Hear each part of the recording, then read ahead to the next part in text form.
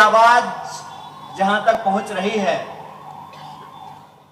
आप सभी लोगों का, मला मराठी येत नहीं, हिंदी चलेगा ना? मेरी आवाज जहां तक पहुंच रही है, मैं सभी आदरणीय बुजुर्गों का, नौजवान दोस्तों का, माताओं बहनों का और नागपुर के पवित्र भूमि पर निवास करने वाले विदर्भ के इस इलाके के सभी वासियों का, सभी वासिंदों का क्रांतिकारी अभिनंदन करता हूं, आपका इस्तकबाल करता हूं, आपको जय भीम कहता हूं, आपको नमस्कार करता हूं। हमसे पहले माजी मंत्री सुनील केदार जी ने सबका स्वागत कर दिया है, नाम देने की जरूरत नहीं है, बहुत धन्यवाद आपका। सभी लोगों का स्वागत कर दिया है, इसीलिए मैं इकट्ठे आदरणीय मंच को नमस्कार करता हूं, सबको धन्यवाद करता हूं कि आपने मुझे एक बार फिर से नागपुर आने का मौका दिया। और आज हमारे लिए एक विशेष अवसर है। विशेष अवसर इसलिए है कि पूरे देश में कांग्रेस के कार्यकर्ता, कांग्रेस के समर्थक और कांग्रेस के वोटर पूर्व प्रधानमंत्री श्री राजीव गांधी जी की जयंती मना रहे हैं। आप सब जानते हैं कि पूर्व प्रधानमंत्री राजीव गांधी जी भारत रत्न भी थे और भारत में उनको कंप्यूटर क्रांति, मोबाइल क्रांति, सूचना क्रांति का जनक माना जाता है। इसके अलावे एक और खास चीज जो राजीव जी ने अपने शासन प्रशासन में किया, जिसके बारे में बहुत कम चर्चा होती है, कि उन्होंने पंचायती राज को सुदृढ़ करने का काम किया था।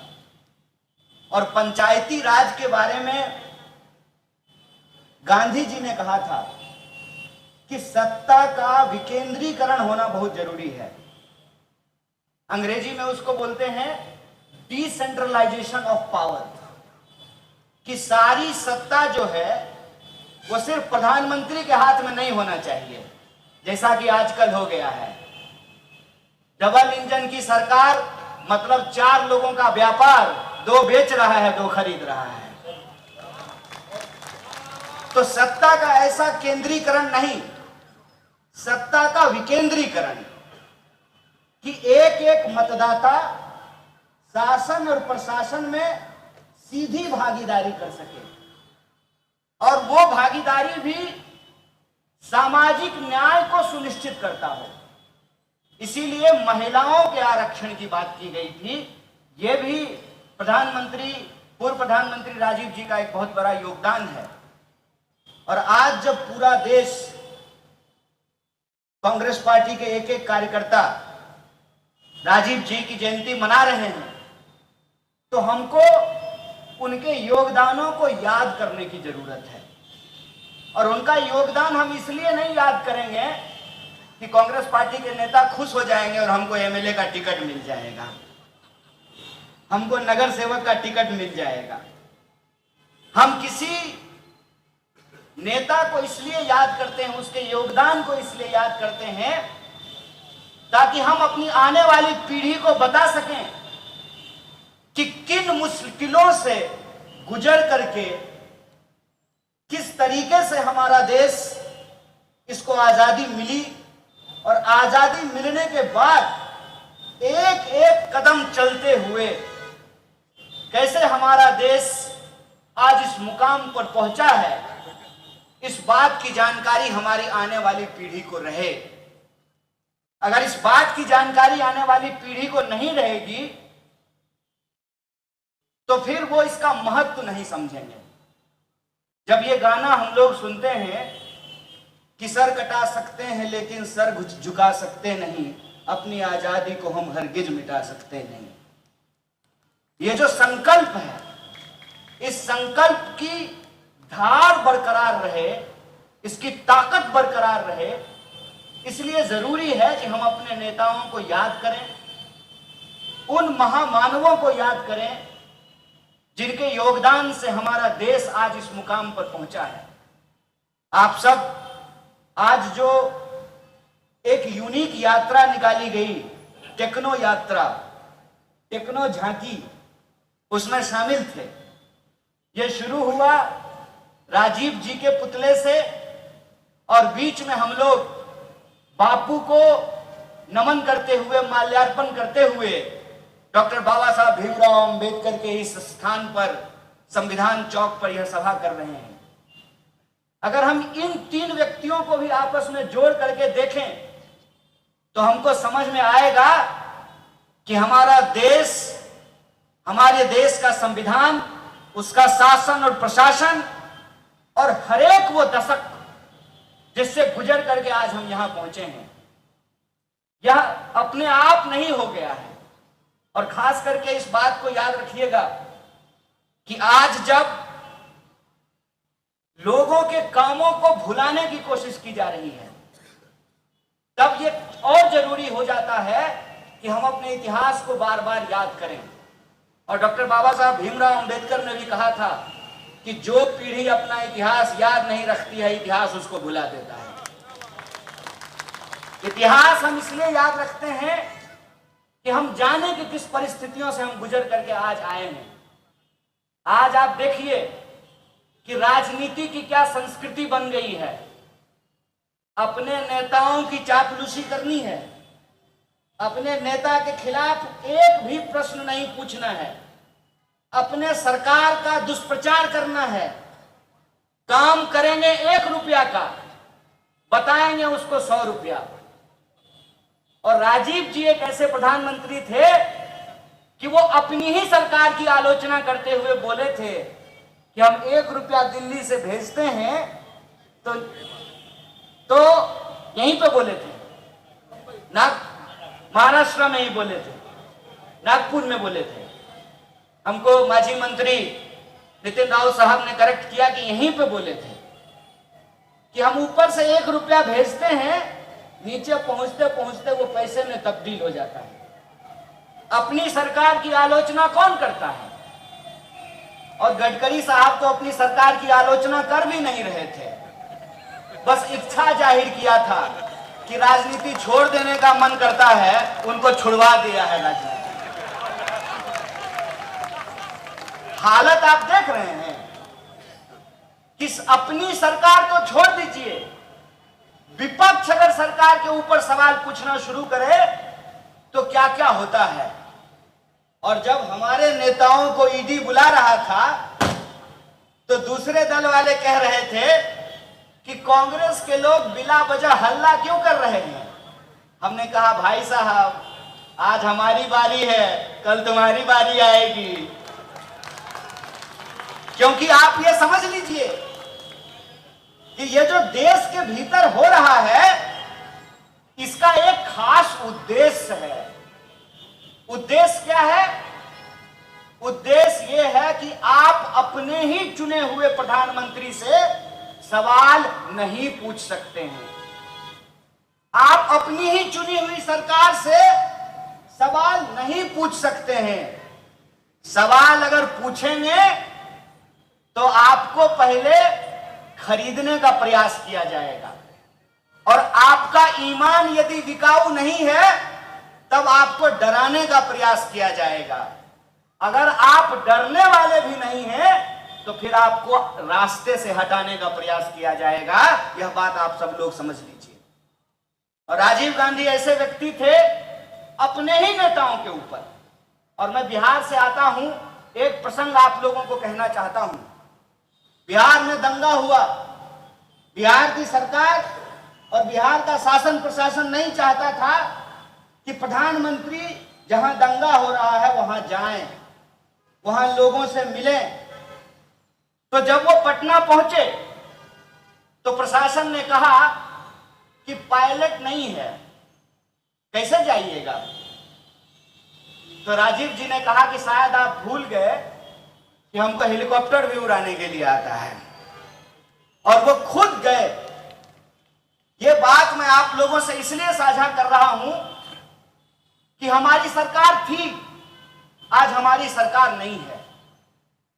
आज ये सरकार है, कल ये सरकार नहीं रहेगी, लेकिन देश था, देश है और देश रहेगा। और जब हम देश की बात करते हैं तो हमको देश की राजनीतिक संस्कृति को समझना पड़ेगा। और देश की राजनीतिक संस्कृति ऐसी कभी भी नहीं थी।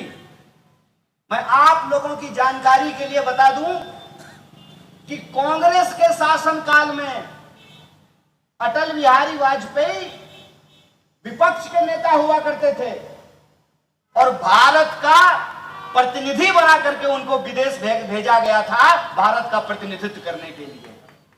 और क्या आज की हालत है कि सरकार के सबसे परफॉर्मिंग मिनिस्टर हैं नितिन गडकरी साहब, उनको कमेटी से भगा दिया गया है।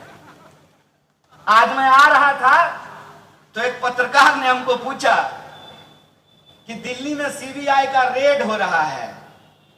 हम बोले नया क्या हो रहा है? अरे आज इसके घर हो रहा है, कल उसके घर हो रहा है। तो बोला ये ठीक हो रहा है।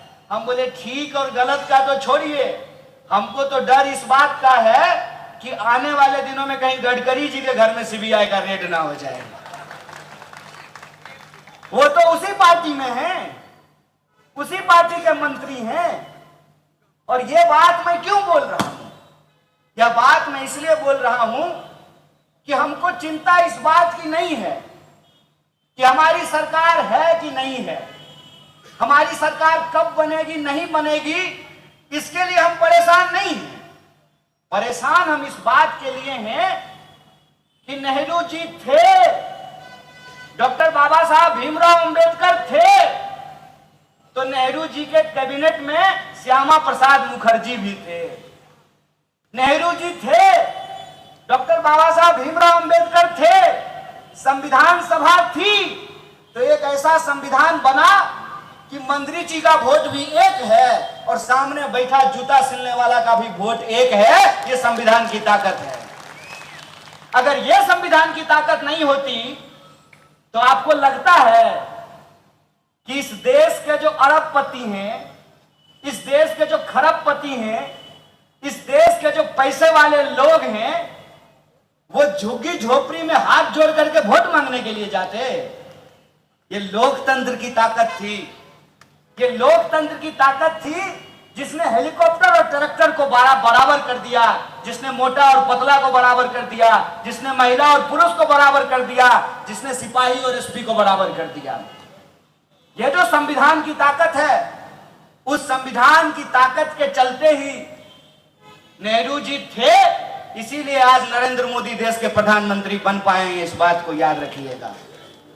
और अजीब स्थिति है, जब हम सरकार से सवाल पूछते हैं तो देश के लोगों के हक और अधिकार के बारे में सवाल पूछते हैं। देश के लोगों की जो हालत है, उस हालात के बारे में सवाल पूछते हैं।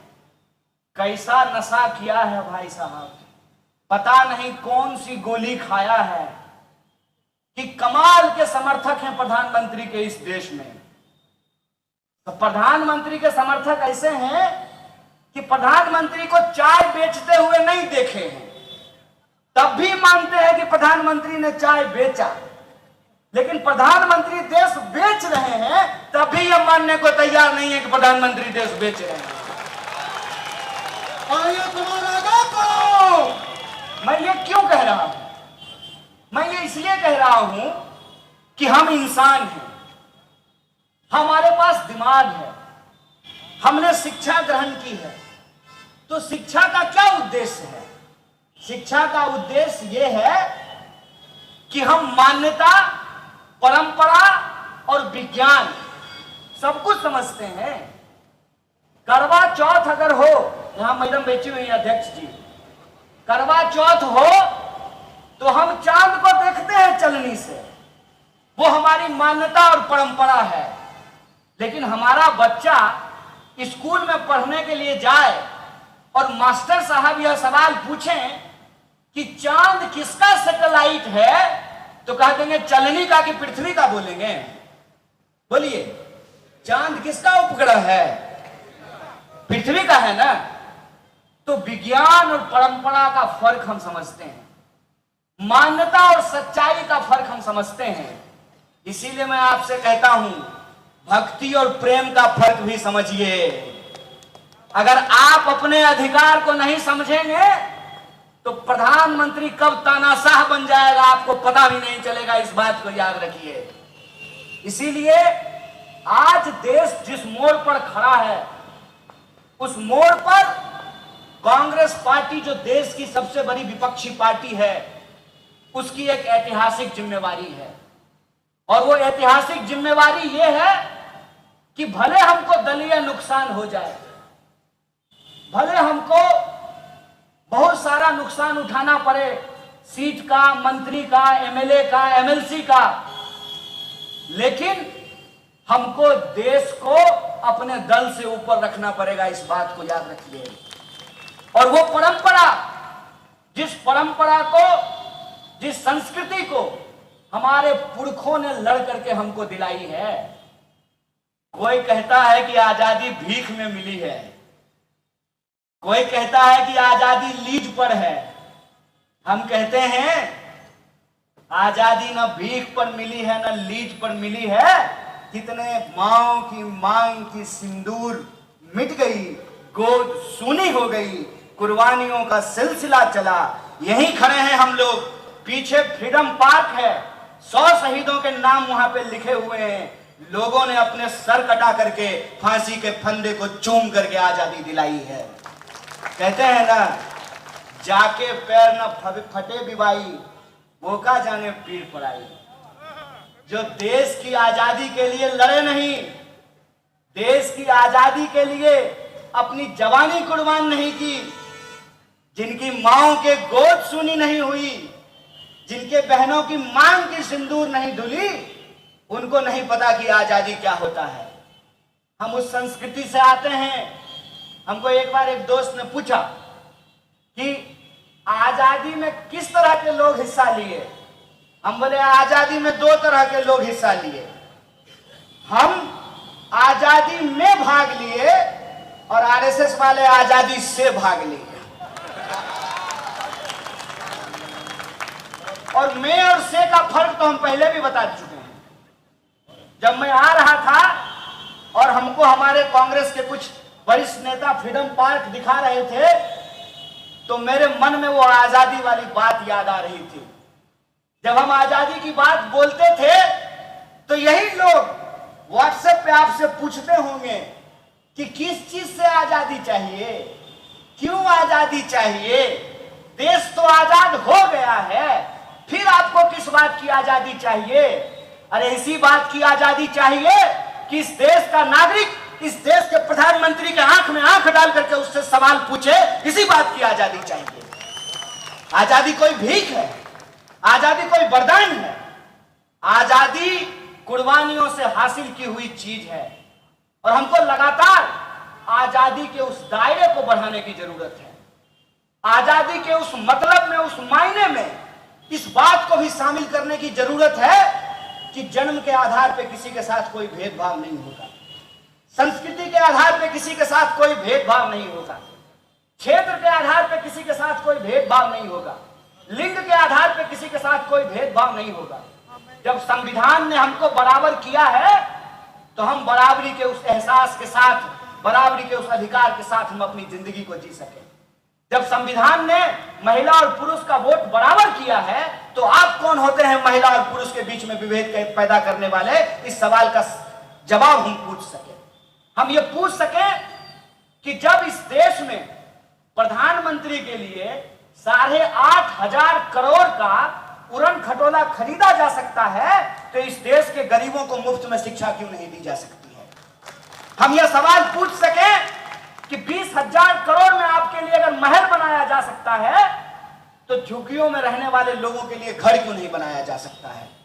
हम ये सवाल पूछ सके कि प्रधानमंत्री के चढ़ने के लिए अगर कार सरकारी हो सकती है 13 करोड़ की, तो हमारे बच्चों का इलाज सरकारी क्यों नहीं हो सकता है।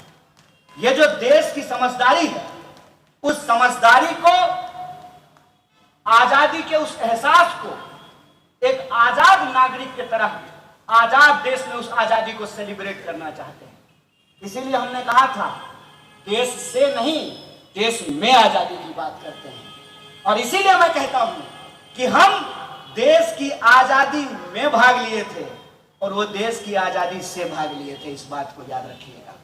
और मैं नागपुर के लोगों को विशेष धन्यवाद देना चाहता हूं। नागपुर के वो नौजवान जिन्होंने एक दिन थाना और मुख्यालय पे जाकर के झंडा फहरा दिया, और आज हालत देखिए कि हर कार्यालय पे झंडा फहराया जा रहा है। आप लोग विशेष धन्यवाद के पात्र हैं जो कहते थे 3 तिगारा कम बिगाड़ा, तिरंगा झंडा नहीं कहते थे मानेंगे, कहते थे ये जो 3 रंग होता है हमारी मान्यता के हिसाब से अशुभ होता था।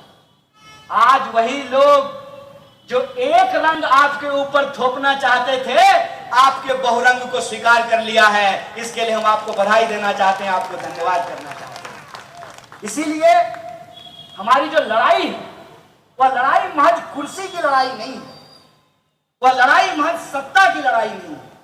हम बार बार जिस भी जलसे में जाते हैं, जिस भी गैदरिंग में जाते हैं, जिस भी मंच पे जाते हैं, हम इस देश के लोगों को यही कहते हैं कि आज के समय में यह लड़ाई 2 सोच के बीच बन गई है। एक वो लोग हैं जो देश को बेचना चाहते हैं, आप वो लोग बन जाइए जो देश को बचाना चाहते हैं। बचाना चाहते हैं नहीं चाहते हैं? चाहते हैं ना? तो पूरे आत्मविश्वास से सत्य और सत्ता की इस लड़ाई में सत्य का दामन थामिए और इस बात को याद रखिए, आपकी संख्या कितनी भी कम क्यों ना हो, चाय की दुकान पर, व्हाट्सएप ग्रुप में, ऑफिस में, बस में, ट्रेन में, खेत में, खलिहान में एक अकेला सच अगर खड़ा हो जाए तो 100 संगी गीदड़ भाग खड़े होंगे। इस बात को याद रखिएगा, सच के साथ खड़े रहिए। आजकल कई बार लोग झूठ का सहारा लेकर के शेर बनने की कोशिश करते हैं, तो मैं उनको कहता हूं अव्वल तो ये कि शेर जो है वो 2 ही जगह रहता है, या तो चिड़ियाघर में या जंगल में। शेर जो है वो प्रधानमंत्री आवास में नहीं रहता है, या तो जंगल में रहता है या चिड़ियाघर में रहता है। और कई बार लोग क्या करते हैं ना, घर में जो पेट पालते हैं, कुत्ता लोग पालते हैं ना, तो प्यार से उसको भी शेरू कहना शुरू कर देते हैं, नहीं कहते हैं? तो कुत्ता को शेरू शेरू कहेंगे तो वो शेर हो जाएगा, और आम के पेड़ के नीचे खड़ा होकर इसको कटहल कटहल कहेंगे वो कटहल हो जाएगा। तो कांग्रेस के कार्यकर्ताओं को कोई कहेगा कि ये भ्रष्ट है, चोर है, तो वो भ्रष्ट हो जाएगा। कांग्रेस की परंपरा इस देश के भीतर आजादी की परंपरा है, इस बात को याद रखिएगा। कांग्रेस की परंपरा इस देश में अंग्रेजों को मार भगाने की परंपरा है, इस बात को याद रखिएगा। कांग्रेस की परंपरा गुलामी के खिलाफ सबकी बराबरी की परंपरा है, इस बात को याद रखिएगा। और आजादी के आंदोलन के जितने प्रतीक हैं वो सारा प्रतीक हमारा है, इस बात को याद रखिएगा। DD1 पर एक धारावाहिक चलता था, भारत एक खोज, और भारत एक खोज के एक एपिसोड में नेहरू जी का एक क्लिप दिखाया गया है। नेहरू जी पूछते हैं सामने बैठे हुए लोगों से, जैसे आज हम लोग आ रहे थे तो भारत माता की जय का नारा लगा रहे थे, वंदे मातरम का नारा लगा रहे थे, तो नेहरू जी पूछते हैं बैठे हुए आम भारतीयों से कि कौन है भारत माता। तो सामने से लोग अलग अलग जवाब दे रहे हैं। कोई कह रहा है कि खेत और खलिहान है भारत माता, कोई कह रहा है कि नदी और पहाड़ है भारत माता। तो नेहरू जी कहते हैं कि ना खेत और खलिहान, नदी और पहाड़, बल्कि आप सब लोग जो इस देश के लोग हैं वही है भारत माता। जब हम भारत माता की जय बोलते हैं इसका मतलब भारत की जय होता है, भारत के लोगों की जय होता है। और देश हमेशा देश के लोगों से बनता है, और देश के लोगों के जो हक और अधिकार हैं उस हक और अधिकार के लिए लड़ना सच्चाई के लिए खड़ा होना ही देशभक्ति होती है, देश प्रेम होता है। इस बात को याद रखिएगा। अगर किसी को इलाज नहीं मिल रहा है, अगर किसी को पढ़ाई नहीं मिल रही है, अगर किसी को चलने के लिए सड़क नहीं है, अगर किसान को उनके फसल का दाम नहीं मिल रहा है, मजदूर को उनकी मजदूरी नहीं मिल रही है, और लोगों को उनकी पहचान के आधार पर अगर बराबर का आत्मसम्मान नहीं मिल रहा है, तो हम अपनी आजादी को और उसके दायरे को और उसके मुकम्मल इम्तिहान को आज तक पूरा नहीं कर पाए। इस बात को याद रखिएगा। आजादी इस बात पर निर्भर करती है कि सबको काम मिले, सबको शिक्षा मिले। इसीलिए हम बार बार बोलते हैं, सबको शिक्षा, सबको काम, मजदूर को मजदूरी, किसानों को उनके फसल का दाम, व्यापारी को व्यापार, सबको मिले बराबर का अधिकार। हिंदू हो या मुसलमान, महिला हो या पुरुष, सबको मिले बराबर का आत्मसम्मान, तब बनेगा देश महान। इस बात को याद रखिएगा। नारा लगाने से होगा? इंडिपेंडेंस डे वैलेंटाइन डे नहीं है। इस बात को याद रखिएगा कि गुलाब दे दिए, लव यू और love you too. Independence day Valentine day नहीं है। इंडिपेंडेंस डे आजादी का दिन, उस संकल्प को याद करने का दिन है कि इस आजादी के दायरे को हमको वहां तक पहुंचाना है कि हमारे देश का कोई भी नागरिक भूखा ना सोए। इस बात के लिए है, उस संकल्प को दोहराने के लिए है कि किसी को भी उसके रैंक के आधार पर जलील नहीं किया जाए। सोच करके बताइएगा, आप बीमार हो गए हैं, अस्पताल में इलाज करवाने के लिए गए हैं, डॉक्टर साहब आपको सुई दे दिए हैं, सुई पर आकर के अगर आपका वार्ड साफ नहीं करेगा तो आप ठीक होइएगा? तो आपके काम के आधार पर डॉक्टर और स्वीपर का फर्क हम जिस दिन मिटा देंगे ना, उस दिन हम आजादी के अपने लक्ष्य को प्राप्त कर लेंगे। इस बात को याद रखिएगा। और ये जो पूरी की पूरी लड़ाई है, आज उस संविधान को, उस लोकतंत्र को बचाने की लड़ाई है। लोग पूछते हैं, कह रहे काहे तुम लोग रोड पे निकल करके हल्ला कर रहे हो? हम बोले हल्ला नहीं कर रहे हैं, इस बात को आपको समझा रहे हैं कि समझ लीजिए कि 35 करोड़ भारतीय थे हम लोग और मुट्ठी भर अंग्रेज थे, और 35 करोड़ भारतीयों को उन मुट्ठी भर अंग्रेजों ने 200 साल तक गुलाम बना करके रखा था। अपने ही खेत में आप कौन सा फसल लगाना चाहते हैं, इस बात की आजादी आपको नहीं थी। अपने ही घर में आप कैसे रहना चाहते हैं, इस बात की आजादी नहीं थी। अपने ही टैक्स के पैसे से जो स्कूल बना है, उस स्कूल में पढ़ने की आजादी नहीं थी। और अपने हमारे ही देश में बने हुए रेस्टोरेंट में अंग्रेजों के साथ बैठ करके खाना खाने की आजादी नहीं थी। ये जो आजादी हमको मिली है, यह आजादी संघर्षों से मिली है, यह आजादी बलिदान से मिला है। और सबसे मुश्किल की बात यह है कि कल के अंग्रेज को तो आप पहचान लेते, अरे जो गोरा गोरा होगा, सूट बूट पहना रहेगा, घोड़ा पे बैठा रहेगा, तो उसको पहचान लेंगे कि अंग्रेज है। इसको कैसे पहचानिएगा?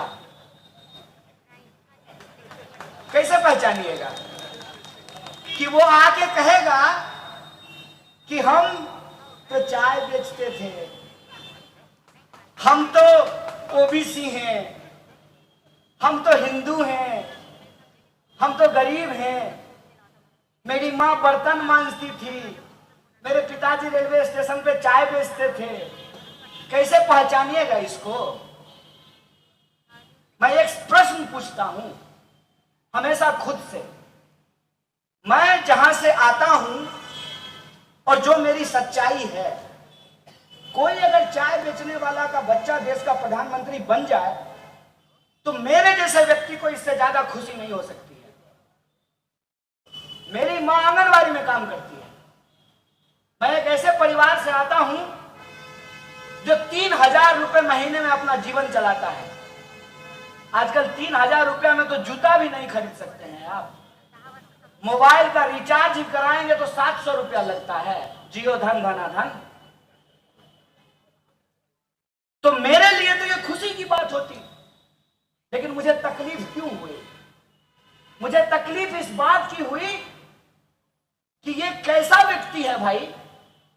ये तो कुल्हाड़ी में लगे हुए उस लकड़ी की तरह है जो लकड़ी पेड़ से कटा है और वो लकड़ी कुल्हाड़ी में लग करके फिर उसी पेड़ को काट रहा है।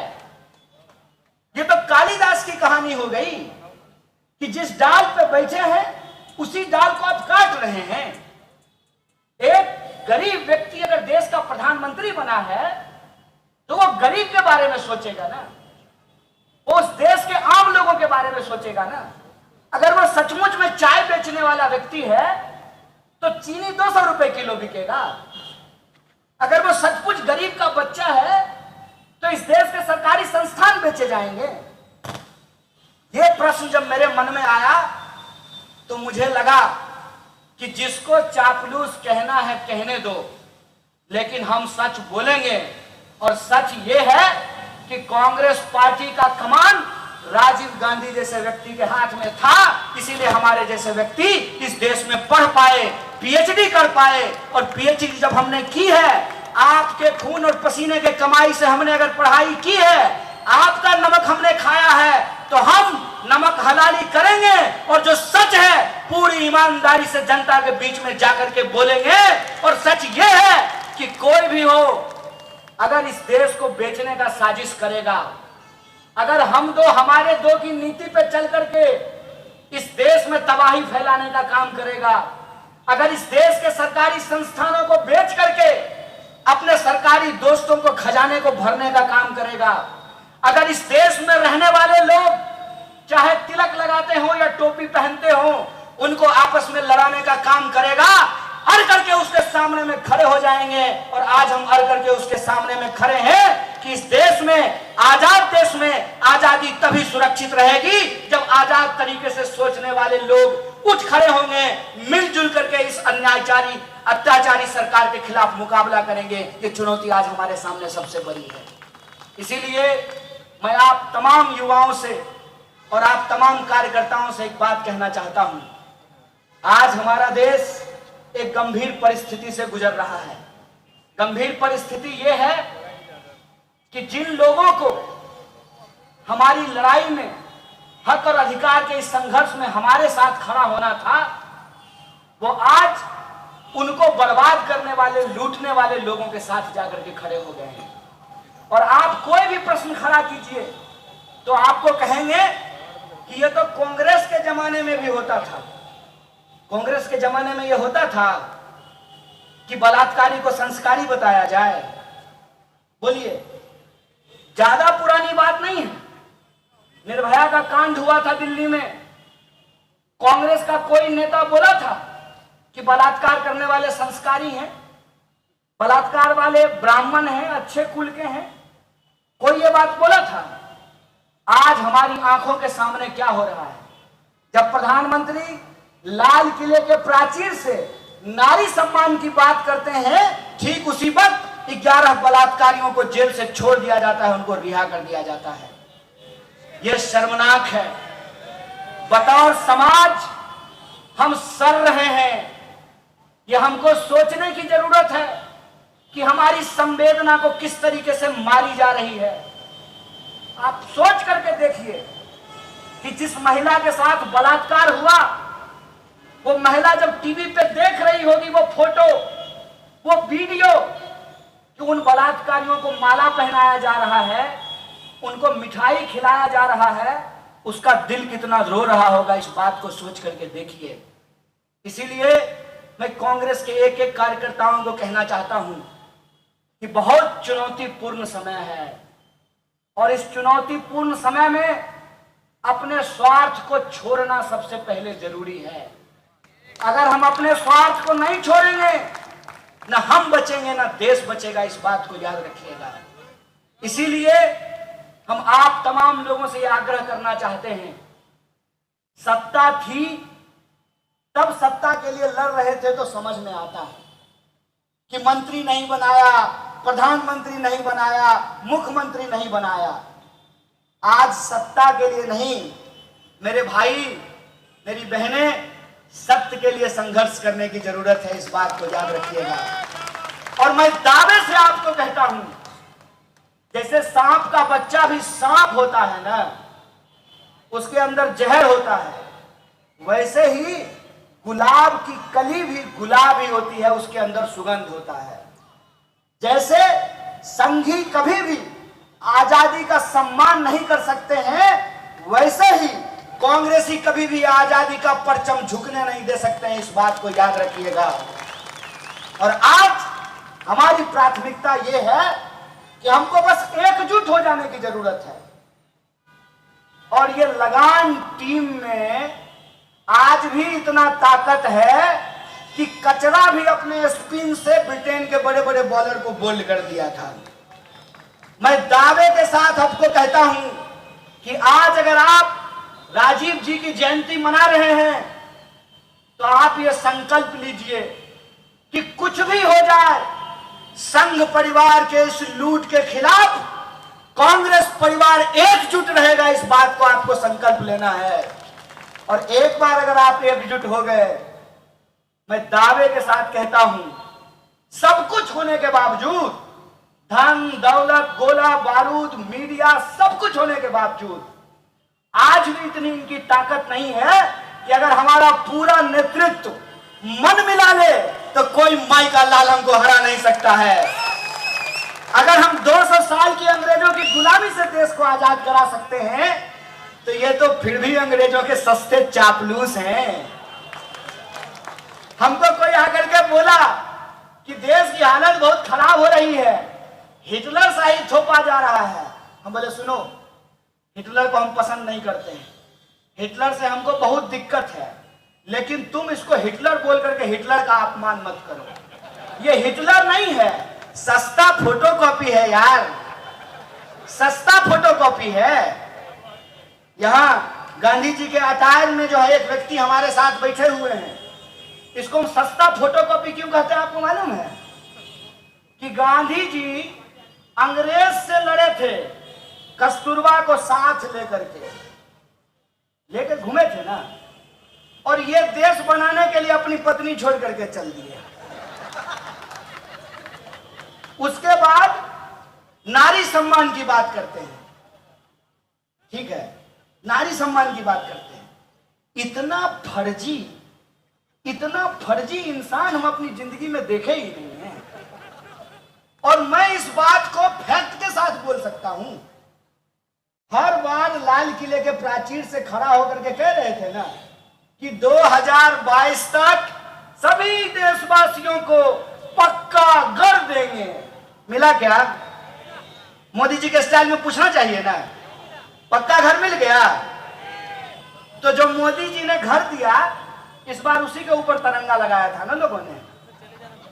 एक वादा हमको बता दीजिए जो पूरा किया हो, एक वादा, एक भी वादा पूरा अगर कर दिया हो तो हम स्वीकार कर लेंगे, हम मान लेंगे कि अच्छा दिन आ गया है।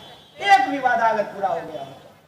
और मैं बस आपको याद दिला देता हूं, हर साल 2 करोड़ रोजगार की बात थी कि नहीं थी? सबके खाते में 15 लाख रुपया देने की बात थी, सब किसानों की आमदनी दुगनी करने की बात थी, सबको पक्का मकान देने की बात थी। एक भी चीज हुआ है? हो क्या रहा है?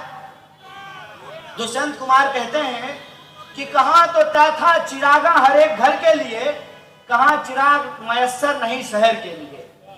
लोग मांग रहे थे सरकारी नौकरी, इन्होंने नया प्रबंध कर दिया कि ना रहेगा सरकारी संस्थान, ना देनी पड़ेगी सरकारी नौकरी, ना रहेगा बांस ना बजेगी बांसुरी, ना रहेगा सरकारी संस्थान ना देनी पड़ेगी सरकारी नौकरी। एक एक करके सरकारी संस्थान बेचे जा रहे हैं, और जो सरकारी संस्थान बचे हुए हैं वहां पर सबको अग्निवीर बनाने का प्रयास किया जा रहा है। अभी तो गडकरी जी सबसे ताजा अग्निवीर बने हैं। नहीं, अभी बहुत लोगों को बनना है। इससे पहले आडवाणी जी बन गए, उसके बाद रविशंकर प्रसाद बन गए, अभी बहुत लोगों को अग्निवीर बनना है। 2 ही लोग रहेंगे, चाचा और भतीजा। चाचा हवाई जहाज से वास्को डी गामा की तरह पूरा दुनिया का चक्कर लगाएंगे और भतीजा जो है गुगली फेंकेगा आईपीएल में, और चाचा फिर मंच पे जा करके भाषण देंगे कि परिवारवाद देश की सबसे बड़ी समस्या है। अमित शाह जब बोलता है कि परिवारवाद देश की सबसे बड़ी समस्या है, तो मेरे मन में आता है कि जय शाह को वो रेलवे प्लेटफॉर्म से उठा करके लाया है, उसी का बेटा है ना, कोई शक है? जय शाह किसका बेटा है? अमित शाह का ना। तो बीसीसीआई सेक्रेटरी परीक्षा दे करके बना है, कंपटीशन दिया था क्या? एसएससी का एग्जाम, यूपीएससी लिखा था, कैसे बन गया? वो परिवारवाद नहीं है, बेईमानी, नकली चाणक्य। हम बिहार से हैं, असली चाणक्य वहां पैदा हुए थे। देखे बिहार में क्या हुआ? देखे महाराष्ट्र का बदला नितिन साहब हम लोग एकदम भिजा के ले लिए। चाणक्य वो परिवारवाद नहीं है। अनुराग ठाकुर यूपीएससी किया था, उसका बाप नेता नहीं है। और ये जो कर्नाटक का मुख्यमंत्री है, उसका बाप नेता नहीं था। अब पीयूष गोयल, उसका बाप नेता नहीं था। बेईमानी। राजनाथ सिंह का बेटा एमएलए नहीं है। तो भाजपा का परिवारवाद नहीं है। और कांग्रेस के दो प्रधानमंत्री ने अपनी जान दे दी, तो आप हमको परिवारवादी बोल रहे हैं? दो प्रधानमंत्री ने अपनी जान गंवाई है इस देश के लिए, उसको आप परिवारवाद बोल रहे हैं। और अपने बेटा को बीसीसीआई का सेक्रेटरी बना रहे हैं, यह परिवारवाद नहीं है, यह बेईमानी है। मैं कांग्रेस के एक एक कार्यकर्ताओं को कहता हूं, इन बेईमानों के सामने झुकिए मत, इन झूठों के सामने रुकिए मत। अगर ये टोके तो इसको पलट करके सवाल पूछिए इस बात का। जब हम दंगा की बात करते हैं तो ये हमको 84 याद दिलाते हैं। देश के प्रधानमंत्री डॉक्टर मनमोहन सिंह 84 में जो हुआ, उसके लिए देश की संसद में खड़ा होकर के देश के सिखों से माफी मांगा। है हिम्मत? मांगेंगे नरेंद्र मोदी 2002 के लिए देश के मुसलमानों से माफी? ये सवाल मैं पूछना चाहता हूं। अगर हमसे कोई गलती हुई है तो ये देश हमारा है, इस देश से हम हाथ जोड़ करके माफी मांगने के लिए तैयार हैं। मांगेंगे माफी कि प्रधानमंत्री जब नारी सम्मान की बात कर रहे थे, बलात्कारियों को संस्कारी बताया जा रहा था, मांगेंगे इस बात के लिए माफी। मांगेंगे इस बात के लिए माफी कि आज एक एक चीज पे भाजपा पूरी तरीके से एक्सपोज हो चुकी है, एक एक चीज पे। अरे आप हमको हरा दिए साहब, 15 साल से नागपुर में हम नहीं है। पूछिए अपने नागपुर के बासिंदों से कि बन गई सड़क, हो गया सारे समस्या का समाधान, हो गया आपके सारे तकलीफ दूर। आपने कांग्रेस को अपने दिल से दूर किया। याद रखिएगा, अपना अपना होता है, अपना अपना होता है।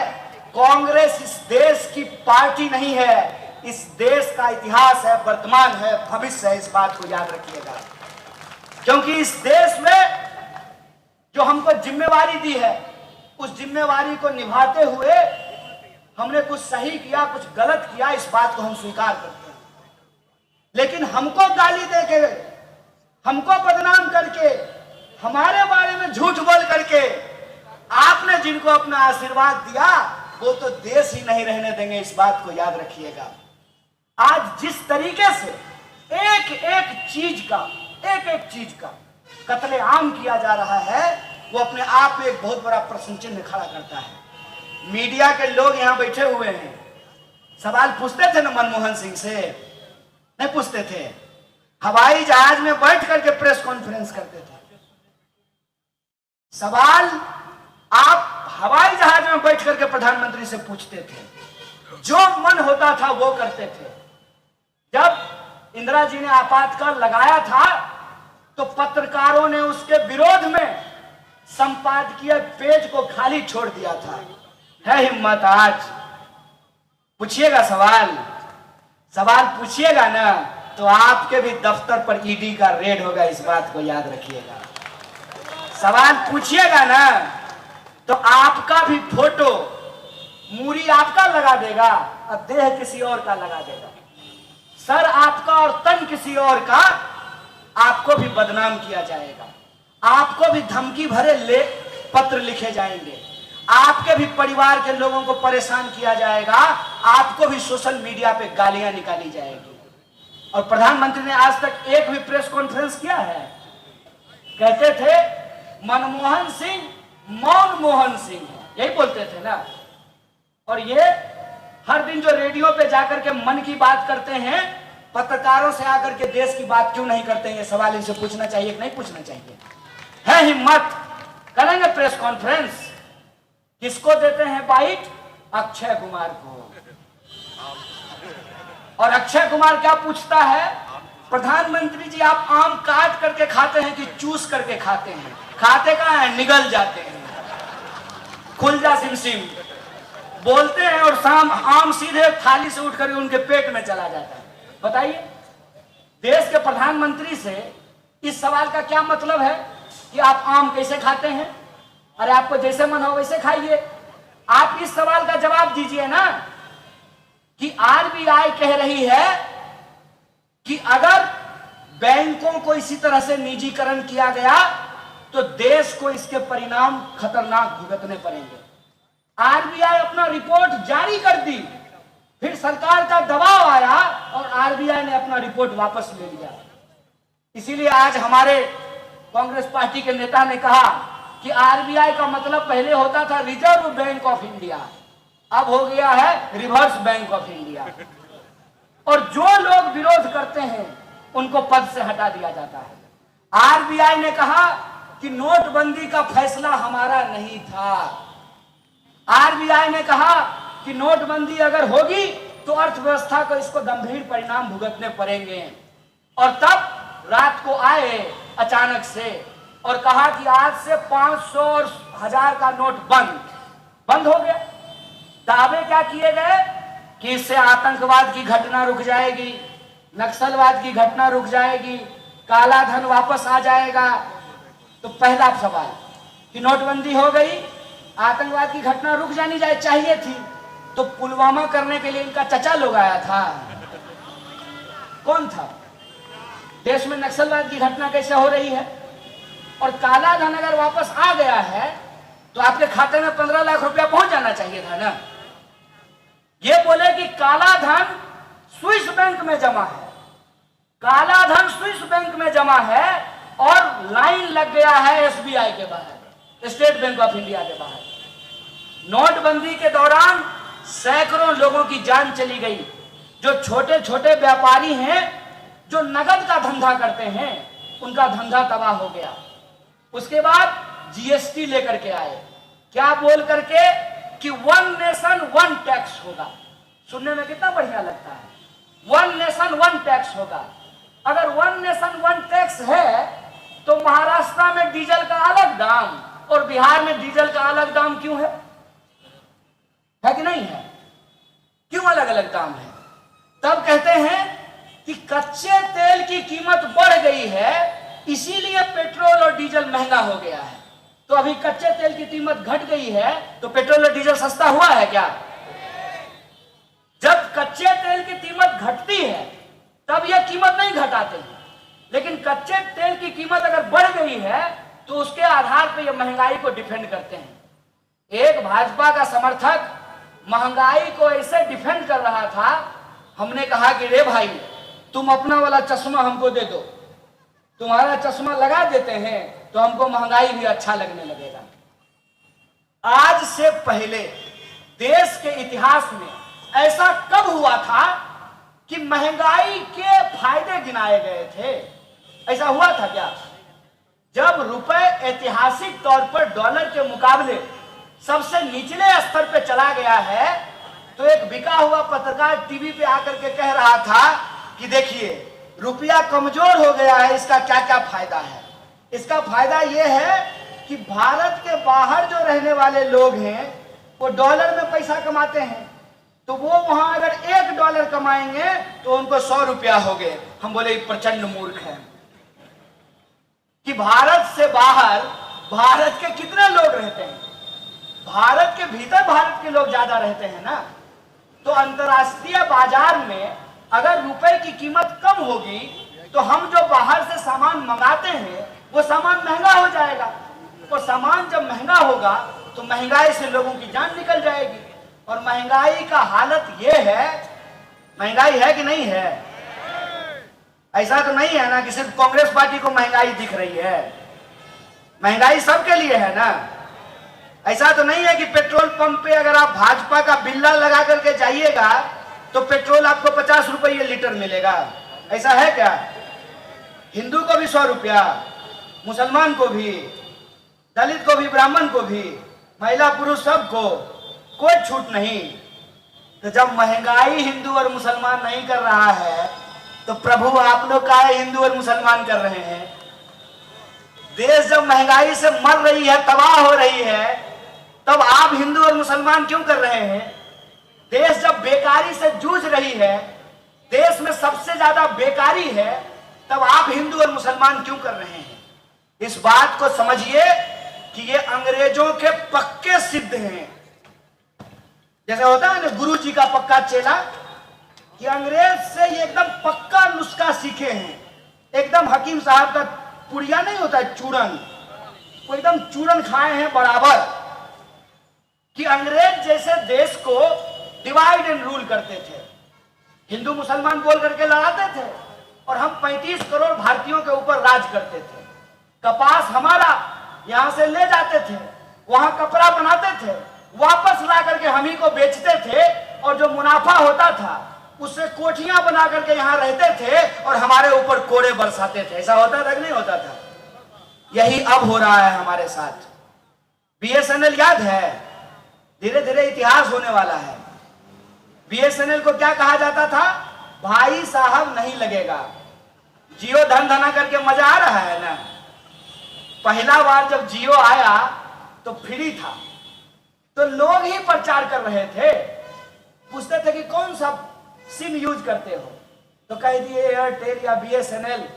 कहता था भारी बेवकूफ आदमी हो, जियो क्यों नहीं ले लेते हो, फ्री में मिल रहा है।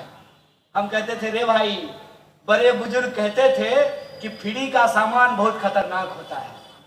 फ्री में जियो मिल रहा है क्या सिपाही जी? फ्री में जियो मिल रहा है अब, पहले मिला था ना? क्यों मिला था?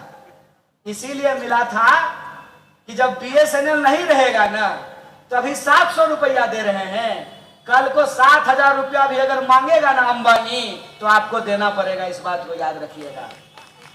सरकारी संस्थान इसलिए होते हैं कि निजी संस्थान उसके मुकाबले बेतहाशा मूल्य वृद्धि ना कर सकें।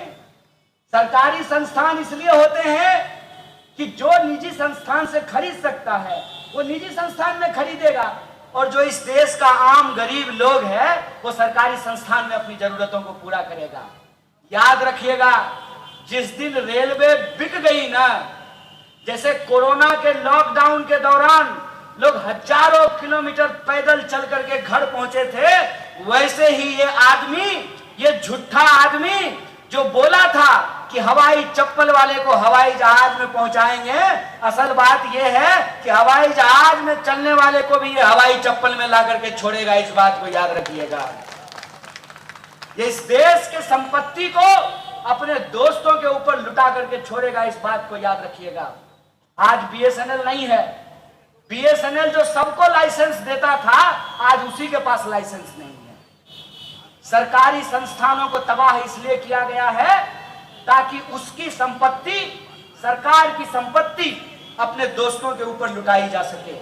इसीलिए मैं बार बार कहता हूं कि ये लड़ाई दल की लड़ाई नहीं है, ये लड़ाई विचार की लड़ाई है। एक तरफ वो लोग हैं कि सरकारी संपत्तियों की लूट और सरकारी दोस्तों को छूट मिल रही है, और एक तरफ हम लोग हैं, वो हैं जो गांधी को मानने वाले लोग हैं, नेहरू और बाबा साहब भीमराव अंबेडकर के विचारों पे चलने वाले लोग हैं। यह देश हमारा है, इस देश को हमको बचाने का संकल्प लेना पड़ेगा। अग्निवीर का जब आंदोलन बिहार में हो रहा था, मैं बिहार गया तो मैं नौजवानों से पूछ रहा था क्या दोस्त, क्या हाल चाल? बोला भैया गलती हो गया। बोला क्या गलती हो गया? बोला आपको हम जब कहते थे ना तो हमको बुरा लगता था। बोले क्या बुरा लगता था? हमको लगता था कि आप देश को बदनाम कर रहे हैं प्रधानमंत्री से सवाल पूछ करके, लेकिन आप जो सवाल पूछते थे ना वो सब सवाल सही था। जो आदमी अपनी पत्नी का नहीं हुआ वो देश का क्या होगा? फिर मैंने उन नौजवानों को पूछा कि तुमको अब क्या लगता है? बोला ठग लिया, ये तो भारी ठग लिया भैया। हम लोग दिन भर व्हाट्सएप पे इसका प्रचार करते थे, फोटो लगाते थे, जो जो किया कहा सो किए, थाली बजाए ताली बजाए, सब कुछ किए इस आदमी को, लेकिन आज ये आदमी हमारे पेट पे लात मार दिया है। हम बोले पेट पे लात कैसे मार दिया है? बोला बताइए भैया ये कोई बात होती है कि प्रधानमंत्री बनेगा 5 साल के लिए और हमको नौकरी मिलेगी 4 साल के लिए? हम बोले समझ में आ रहा है सिपाही जी, देख लीजिए आपकी भी बारी आएगी, आप भी 4 साल के लिए नौकरी लीजिएगा। नौजवान सब जब रोड पे निकलता है ना अपने रोजगार मांगने के लिए, अपने महंगाई के खिलाफ, देश में हक और अधिकार के लिए, तो उसको डंडा मत मारिए, क्योंकि उसको डंडा मारिएगा ना, अगर वो लड़ने का हिम्मत छोड़ देगा ना तो आपका पेंशन कल को बंद हो जाएगा, तो आपके लिए कोई लड़ने वाला नहीं रहेगा। और ये किसी को नहीं छोड़ने वाला है। जैसे अग्निपथ स्कीम फौज में लाई गई है वैसे ही अब बैंक में लाया जा रहा है। जब बैंक की नौकरी नहीं होगी परमानेंट, 4 साल की नौकरी होगी, 4 साल का मास्टर बनेगा, 4 साल का सिपाही बनेगा, 4 साल का सेना में नौकरी होगा। ये बेईमानी को समझिए, ये इस देश को सेल पे लगा दिए हैं। इसीलिए आप सबसे आग्रह करना चाहते हैं कि एक चुनौतीपूर्ण स्थिति में हम लोग फंसे हुए हैं। एक तरफ हमको अपनी जिंदगी की जो रोज की जद्दोजहद है उससे भी जूझना है।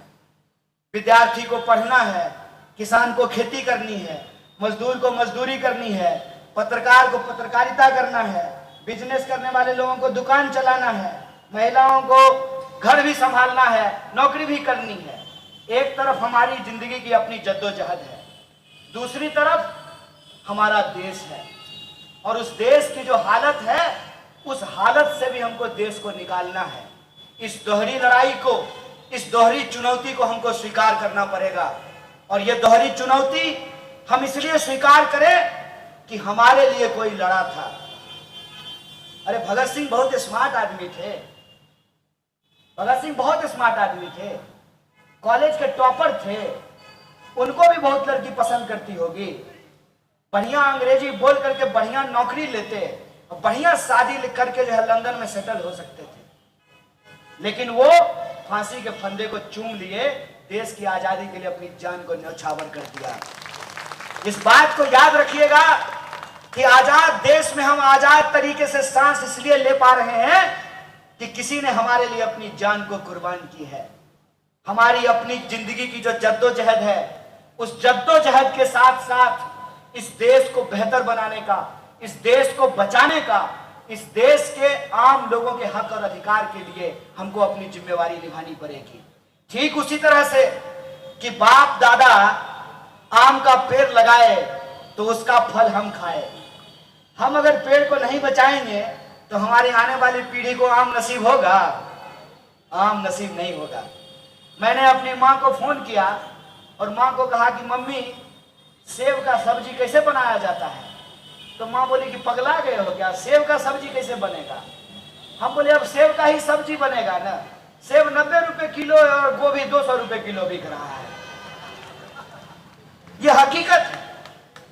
ये जो हमारी जिंदगी की जद्दोजहद है, इस जद्दोजहद में, इस लड़ाई में हम सबको एक दूसरे का कंधा थामना पड़ेगा। और सवाल सिर्फ सत्ता का नहीं है, सवाल सत्य का है। सत्य के लिए हमको खड़ा होने पड़ेगा। जो लोग अपनी जान की कुर्बानी दिए हैं, बढ़िया पायलट थे राजीव साहब, विदेश में तो उनकी शादी भी हो गई थी, बढ़िया वहां नौकरी करते, बढ़िया लंदन में घूमते, आराम से अपनी जिंदगी जीते। क्या जरूरी है अपनी जान को गवा दिए? अगर किसी ने हमारे लिए अपनी जान गंवाई है, अगर हम इंसान हैं, हमारे आंख में पानी है, इंसानियत है, तो उस बलिदान को सम्मान करते हुए हमको इस देश की रक्षा करनी पड़ेगी। यह संकल्प लीजिए कि यह देश हमारा है, इस देश को हम बचाएंगे और बेचने वाले और बचाने वालों की इस लड़ाई में हम बचाने वालों के साथ खड़े होंगे। अगर हम ईमानदारी से लड़ेंगे तो इस बात को याद रखिएगा कि इस देश ने बार बार इस बात को साबित किया है कि दुश्मन शैतान कितना भी ताकतवर क्यों ना हो, अगर तैमूर लंग के सामने बलकरन नाम का एक छोटा बच्चा सब्जी काटने वाला चाकू लेकर के खड़ा हो सकता है, तो हम तो फिर भी 130 करोड़ लोग हैं। अगर हम एकजुट होकर के खड़ा हो गए तो पूंजीपतियों के इन दलालों को हम जरूर हराएंगे और हम दो हमारी दो की सरकार को परास्त करके 130 करोड़ लोगों की जो भावना और आकांक्षाएं हैं उसको पूरा करेंगे। और हमको पूरा भरोसा है कि कांग्रेस पार्टी एकजुट होकर के देश को हक और अधिकार के लिए संघर्ष करेगी। जो देश को आजादी दिलाई है वही पार्टी देश की आजादी को बचाएगी। इसी आशा और विश्वास के साथ एक बार फिर से आप तमाम लोगों का शुक्रिया अदा करते हुए धन्यवाद कहते हुए अपनी बात को खत्म करूंगा। शुक्रिया। इनकलाब जिंदाबाद। तो ये थी अब तक की न्यूज अपडेट्स। आप इसी तरह हमारे साथ जुड़े रहिए और देखते रहिए एनजीपी लाइव न्यूज। हमारे यूट्यूब चैनल को ज्यादा से ज्यादा लोगों तक शेयर करें तथा इसे सब्सक्राइब और लाइक अवश्य करें। धन्यवाद।